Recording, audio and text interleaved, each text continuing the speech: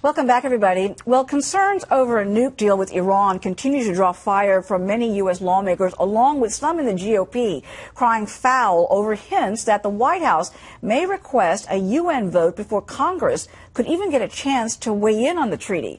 Meanwhile, the political fate of Israel's Prime Minister Benjamin Netanyahu remains uncertain following his passionate plea before Congress recently, warning that a deal with Tehran will lead to a nuclear bomb. Israel's elections are set for Tuesday, and he's facing a backlash at home over his emphasis on international rather than domestic issues.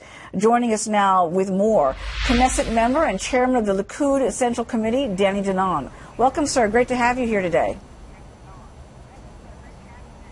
Great to be on your show again, Uma. You know, I find it very interesting that even though the Prime Minister discharged you from your post as Deputy Defense Minister last summer over your criticism of the government's policy vis-a-vis Hamas, you have come out strongly supporting Mr. Netanyahu's speech to Congress, despite critics who said he could have waited till after the upcoming elections. Why did you offer your support in such a strong way? I'm a member of the Likud party, and Prime Minister Netanyahu is the leader of the Likud party. And when I look at the people who are running for his position, I am worried. I think Netanyahu is the best candidate today to be the Prime Minister of Israel. You saw his speech in the Congress. He knows how to represent Israel, how to fight for the interest of the Jewish people. And I think Tuesday is a very crucial elections here in Israel. The people have to decide whether to support the national camp, the Likud party that I belong to, or the left that is willing to make concession regarding Iran, making concession regarding the Palestinian. It is a very crucial moment for Israel today. So how concerned are you that the U.S. may be open to making major concessions to Iran by giving Iranian leaders some leeway when it comes to developing a nuclear bomb? We are very worried because we look at the agreement. It is a bad agreement, Uma. It is a bad agreement not only for us in Israel. It is bad for the American people, for the European. It includes few things that we are worried about. First, the Iranians will continue to enrich uranium. Why do they need to do that if it's only for peaceful usage? Second, they will leave the infrastructure intact. Everywhere in Iran, they will have the infrastructure, the building, the reactors will stay there. And third, the ballistic missiles program will continue. Today, Iran can send missiles to Tel Aviv with the Shihab missiles. Why they need ballistic missiles that can reach Washington, D.C. or New York City? We are very worried about this program, and we say it very clearly. We prefer not to sign any agreement rather than to sign a bad agreement.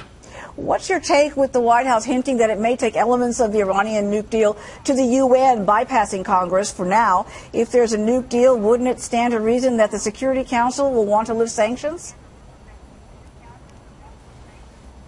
Well, I think that the people must know in Congress, in the UN, it's black or white. Either Iran stop with the nuclear program or they do not stop. If they continue, we need to put the sanctions, and I will not go into the internal politics in the US, but it's your interest to stop Iran from becoming nuclear.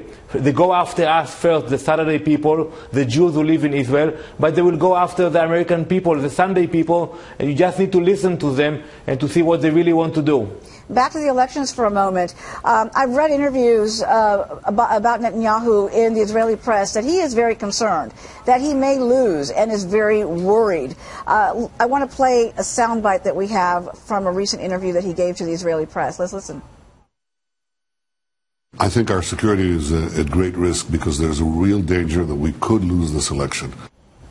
So he's talking right there about his concerns about Israel's future security. How do you see this election playing out with just days to go?